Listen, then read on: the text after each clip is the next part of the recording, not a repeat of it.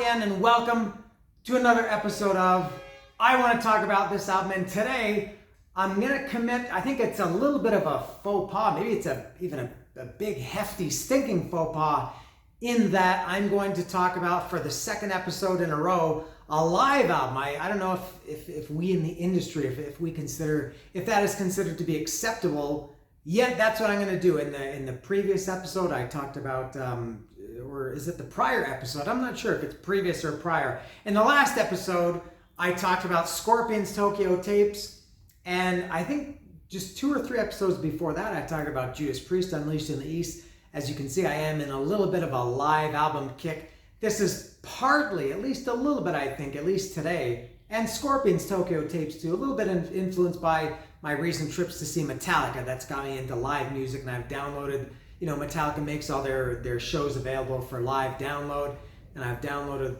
their 2 shows. I haven't listened to them yet, but I do have them, so I'm kind of in live album mode. And I love live albums, and I love Motorhead, as evidenced by my 2 Motorhead tattoos. I don't really like this. I shouldn't say I don't like it. I don't love this album. This is considered, I think, by Motorhead standards, and even by heavy metal live album standards, it's considered, No Sleep Till Hammersmith, I'm going to talk about, as you can see in the title down below. This is considered a real classic by I think a lot of people. I don't know, I don't dislike it, but this is kind of similar to, actually very similar to Judas Priest, Unleashed in the East, subtitled Live in Japan. And there's another live album, a real classic, that I'm going to talk about at some point. I don't think it'll be in the next episode. I can't do 3 live albums in a row. That it doesn't really feel like, and I talked about this with Judas Priest, Unleashed in the East, it doesn't really feel like a real, full, complete live album. I guess, it's only one album, and to me a live album should be a representation of a show or of a tour. It should be a commemoration of a show or a tour. And this, No Sleep Till Hammersmith, as well as Unleashed in the East, it's a single album, and a single album at most is 50 minutes. I think No Sleep Till Hammersmith is nowhere near that. I'd be surprised if it's 45, maybe 42, somewhere around there. It's only 11 tracks, and there's no long epic tracks on here like Iron Maiden plays or Metallica or something like that. Motorhead songs are generally pretty short. So to me it doesn't, and it feels incomplete. And I talked about this with Tokyo Tapes a little bit, and maybe Unleashed in the East as well. You can clearly hear the cuts where they either cut a song out, cut some of the stage banter out, did something. Musically, I would imagine this was recorded very live with 0 or maybe few overdubs or studio help or something like that. But I do like it, but yeah, it doesn't have the feeling of a true, like a full concert. And by this point, Motorhead were headlining. This was on, and it also isn't really a representation of, this was on the Ace of Spades tour, and it doesn't feel like an Ace. How many songs on this album are from Ace of Spades? 1, 2, it seems only 3 out of 11. There are more from Overkill. I see 1, 2, 3, 4, 5 from Overkill. So maybe that's another thing. And another reason why I don't love this album, or didn't really embrace it like I did with, other Motorhead albums or other live albums, is I was a little bit late to this. And again, despite my massive, huge Motorhead fandom, I didn't get this album until, I don't know if it was the mid-90s, maybe even late 90s, I'm not sure. So I was a little bit late to the No Sleep Till Hammersmith party. And at that point, I already heard, I was already familiar, obviously, with all the studio versions of the songs, except for a couple. There are at least 2 on this record that I did know live that were on No Remorse, the compilation album from 1984. I did have that at the time. That was somewhat of my introduction to a lot of Motorhead songs, including some of the live versions on this song, which in 1984, those were the only versions I knew. I didn't know the studio versions until, I don't know, sometime after 1984. So there's that too. So, and I've talked about this many times, the timeline, it just wasn't right for me to really get into this album. Motorhead has quite a few live albums. They've got, in addition to this, they've got I mean, going back when they were an active band, they had The Birthday Party, No Sleep at All. What was the other one called? The one in Germany from 1998 or 99? Everything Louder Than Everything Else. And then since Lemmy has died, they've put out a slew, I think is the word, a whole slew of live albums from, I guess, some classic shows and some were somewhat modern. Clean Your Clock, I know, was one. Wasn't really interested in that. And I think, honestly, Motorhead, as great as they were as a live band to go and see to their concerts, which I did numerous times, I don't think a lot of their music, for me, translated to live records. Very different than Kiss. I'll use Kiss as an example. I've talked about this countless times. Alive, for sure. Every single song, all 16 songs on Kiss Alive, I much prefer them over the studio versions. This one, No Sleep Till Hammersmith, there's two, I think. Two that I definitely prefer the live versions of. The other ones, there are a few that I prefer the studio versions, and some that are, I don't really have an opinion one way or the other. They're both, kind of equal. So that's my experience with No Sleep Till Hammersmith. So I will go through it now. I'll open it up and go through it track by track. I'm not expecting much in the way of packaging with this. This was, I think, not one of their, the more recent albums that I've talked about, the Motorhead. Iron Fist, for sure, was updated and had cool packaging, and it was silver or blue vinyl. The debut album from 1978, I guess, or 77, 78. Oh, I hear some big thunder here. My power might go out. I might be a little bit shadowy momentarily. I feel like this, here comes the rain. I feel like there's no packaging in this. There's no hype sticker as there was on some of the other Motorhead records that I've talked about. And it feels thin. It feels like there's nothing or very, it's starting to pour rain now. Nothing inside. So let me open it up and we will find out. All right.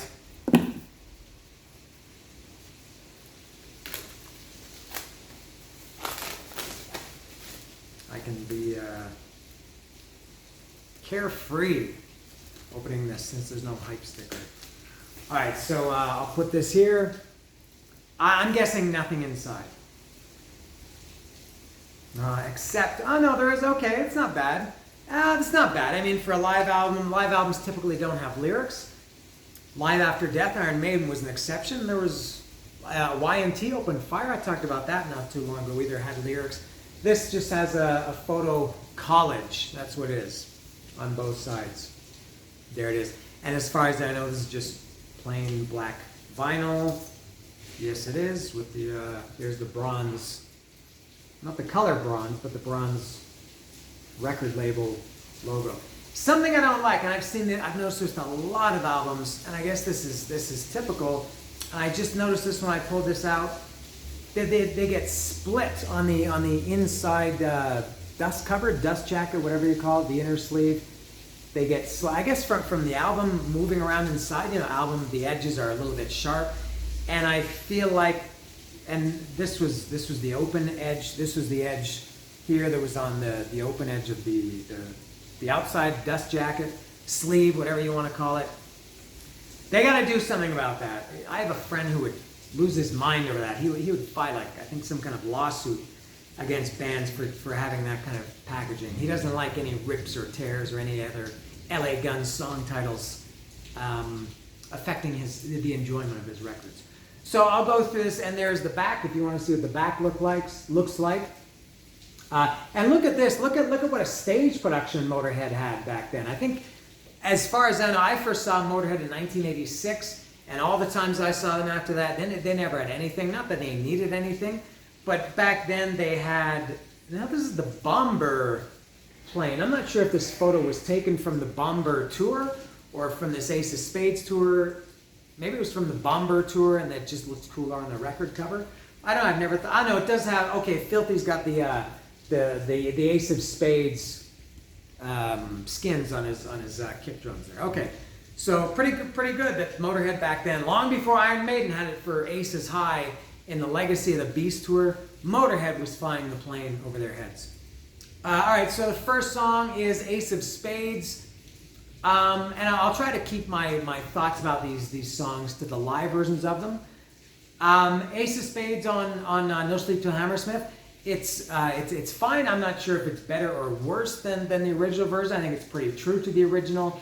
And I mean, Ace of Spades, yeah, you might be sick of it. I might be sick of it. Man, oh man, I always have and I think always will love Ace of Spades. It's a great song, any version of it. Next is Stay Clean. Now this one, this one on the version on Overkill has got kind of a groove to it. That cool drum intro. It's got kind of this Motorhead groove to it, which I've talked about countless times. They play this a little bit faster as they and a lot of bands have a tendency to do. They play faster live. This one loses the Stay Clean groove a little bit. So I would say I prefer the studio version. The live version though, this has something that's kind of cool, or at least noteworthy. What I think is, in the middle part of Stay Clean, there's that. It's not really a bass solo take one like Anesthesia, Pulling Teeth, Cliff Burton, but it does have over the instruments instead of the typical lead guitar, the guitar solo. The bass kind of takes over, and Lemmy plays it almost like not as a rhythm guitar, but almost as a lead. On the studio version, and on this one, I think it's even more prominent. The part that no, I can't sing it. I can't do it, but I think it's more prominent here. And to me, and I thought about this with the studio version too. It really reminds me of, or I should say, Anesthesia, Pulling Teeth, the Cliff Burton bass solo take one. I don't know if and I've never heard anybody, Metallica or Cliff Burton or any fans or Lemmy or anybody talk about the similarities between the bass, just the style of Cliff's playing on Anesthesia, Pulling Teeth. To me, it's very, very similar. To me, like it was taken from that kind of bass, lead during Stay Clean. And also, I think in the studio version, you can hear the rhythm guitar playing under the bass solo or bass lead. On this one, you can't hear anything. It's kind of like, I feel like the guitar drops out. I kind of like that. I think it sounds good. I don't know if Eddie was playing during that bass lead or bass solo, and maybe it wasn't mixed, loud enough to hear, or if he was off to the side and just a non-participant in the song. But yeah, Stay Clean, kind of a mix. Overall, I think I'd say I like the studio version better. Another one similar to that is Metropolis. Metropolis has that great groove to it. And they play it just a little bit faster here to take away that groove from Metropolis. And Metropolis is it's probably my least favorite song, although I love Overkill. If you watch my official Motorhead Overkill album rankings, I had Overkill at number 3. I do love it.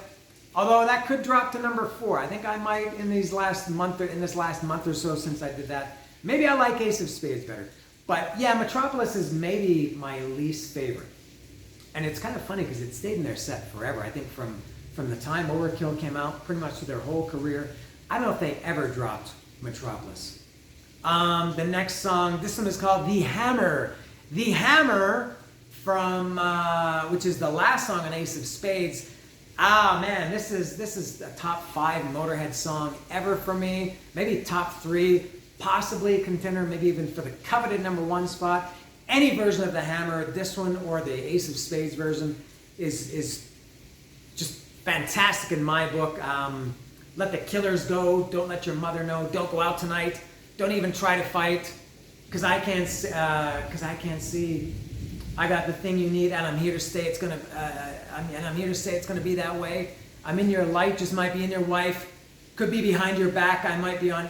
Could be behind your back. I might be on your track. I might be on your track. Could be behind your back. Oh man, The Hammer is a awesome, incredible Motorhead song. I love it.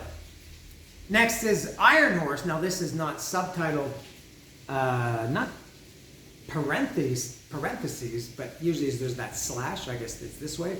The slash of it's Iron Horse slash Born to Lose. This is just Iron Horse. This one's okay. I think it's not to me any better or worse than the studio version from the first album, and it's fine. Iron Horse's Wife, Iron Horse's Life. Next is No Class. This is yet another one. I think this is the third one now that loses a little bit of the groove from the studio version to the live version here on No Sleep Till Hammersmith, because they played just a little bit faster. It's missing that ZZ Top tush kind of vibe to it. But still, I like No Class a lot. And then side 2, the first song is Overkill. Kind of funny to hear this in the middle of the set now, because I think pretty much from the maybe late 80s, I don't know, early 90s Motorhead, I think always closed with Overkill. So I guess kind of a cool thing to hear it here in the middle, where it's the first song of side 2. And it's fine. It's actually good. I'm not sure if it's better or I don't like it as much or more than the original studio version, but Overkill is great. Next is We Are the Road Crew. This one's dedicated to a fine body of men, We Are the Road Crew. This is a great version. I really like this one. The thing that I don't like about any version of We Are the Road Crew, and I talked about this, I think, I guess when I did Ace of Spades, God, it must have been well over a year ago, I could never remember the lyrics to this song. And I don't know why. There are a few songs like that I've heard a million times, but these songs that have a certain, I don't know, cadence to it, or, you know, kind of a cadence, I guess, that I just can't get the rhythm of it. And I know the lyrics here and there. There's another backstage pass for you, another tube of super glue, another truck stop to get through, another set of scars to boast, another bloody foreign post. My woman's leaving, I feel sad. I know all the lyrics here and there, but when I hear the song, it frustrates me that I can't just, sing along with it. I've heard this song 1,000 times, literally 1,000 times. But I do like We Are the Road Crew, this version and the Ace of Spades version. Next is Capricorn. This is also on Overkill, and I'm realizing now maybe I was wrong having Overkill as my third favorite. It might be fourth after Ace of Spades.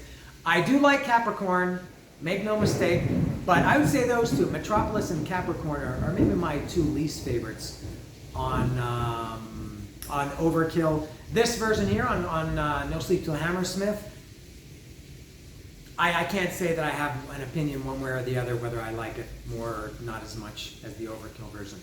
Now the last two, this is where, for me, where the album shoots back up, because it sounds like maybe I don't like this album too much.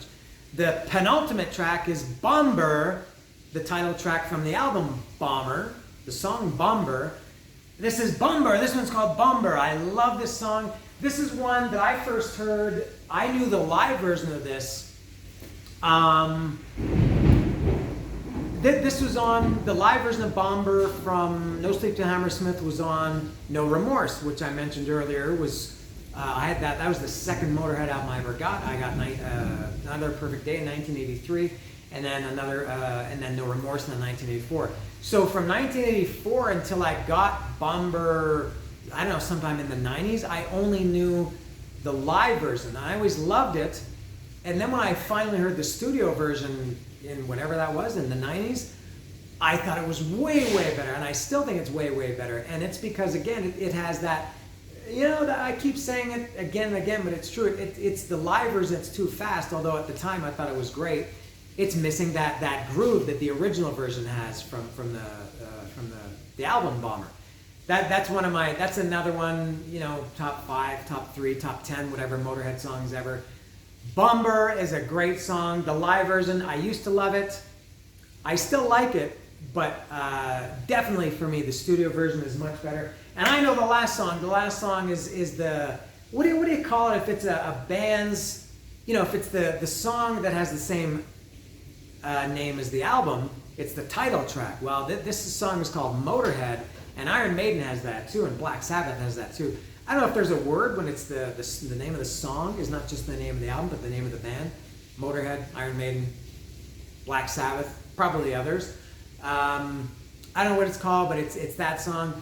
Now there are, at least for me, 3 versions that I'm very familiar with. The version from On Parole, which was the first Motorhead album recorded, but the third or fourth one that came out. And then the second version, which is on, was their second album recorded, but their first album released, which was their self-titled record, Motorhead, in 1978. This is another one that the live version from No Sleep Till Hammersmith, just in case, was on No Remorse, and I knew that for years before I knew the studio version. This one I'm not sure. I think I go back and forth between saying I like the studio version better. No Remorse, the On Parole version is definitely my least favorite of those three. I'm not sure if I like the live version, or I always loved the live version. I was actually disappointed. I think kind of the opposite of Bomber. I was disappointed when I heard the studio version because I thought the live version was so great. And I'm not sure how I feel now, which one I like better. Let's say I like this version better now, just because I'm talking about it. Yeah, Motorhead, that's another one. That's arguably, that is a very, very strong case, Motorhead, the song, for being my very favorite Motorhead song. We Are Motorhead is another one, and some of the other ones that I mentioned. But yeah, any version of that song, Motorhead. And what's funny is I saw them play this song, Motorhead, when I saw them for the first time in '86 on the Orgasmatron tour. My first time seeing them, as I mentioned earlier. And I think they didn't play it for too long after that. They dropped it, and then I think I don't know the last time they played their own, eponymous, is that what it is? Song? But I think it's a great one. I don't know why they ever dropped it. I guess they didn't like it, or maybe Lenny didn't like it. So that's it for No Sleep Till Hammersmith. And again, I know it's a classic for a lot of people, and a lot of true Motorhead bangers would, heap scorn upon me or admonish me or something for saying that this album isn't like the greatest live album of all time. But for me, it's not. Like I said, maybe a timeline thing, but I think it's more than that. It's just a couple of factors. If you want to review those factors, you'll go back to the first couple of minutes of the video. But I do like this album. It's a live Motorhead album, and it's great. And it is called No Sleep Till Hammersmith.